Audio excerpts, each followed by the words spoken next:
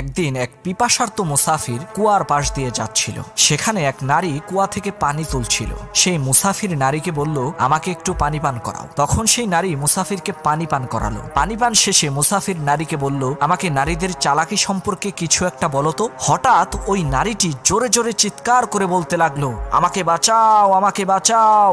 মুসাফির বলল, চুপ হয়ে যাও, নয়তো লোকজন আমাকে ভুল বুঝবে। সেই নারী নিজের উপরে পানি ছিটানো শুরু করলো এবং জোরে জোরে চিৎকার করতে থাকলো। এরই মধ্যে সেখানে লোকজন জড়ো হয়ে গেল এবং জিজ্ঞাসা করলো, কি হয়েছে? ওই নারী বলল, আমি কুয়াতে পড়ে গিয়েছিলাম, এই লোক আমাকে কুয়া থেকে উদ্ধার করেছে। তখন লোকজনেরা মুসাফিরের অনেক প্রশংসা করলো। নারী তখন মুসাফিরের কানে কানে বলল, যদি তুমি মেয়েদেরকে কষ্ট দাও তাহলে তোমার সুখ শান্তি সবকিছু সে কেড়ে নিবে, আর যদি তুমি তোমার নারীকে সুখে রাখো তাহলে সে তোমাকে মৃত্যুর দুয়ার থেকেও বাঁচিয়ে আনবে।